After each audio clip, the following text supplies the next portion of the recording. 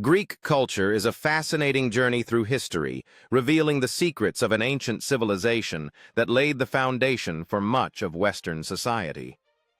From the majestic ruins of temples dedicated to gods at the Acropolis, to the intricate patterns and stories told on pottery, each element tells a story of innovation, philosophy, and art that continues to influence the world today. In the heart of Athens, the Agora served as the bustling center of life where democracy flourished, allowing citizens to gather, discuss politics, and trade goods.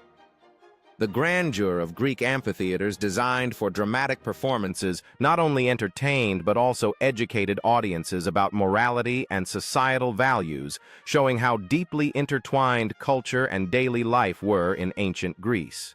Festivals in ancient Greece were lively celebrations filled with music, dance, and feasts, bringing communities together to honor their gods and cultural heritage.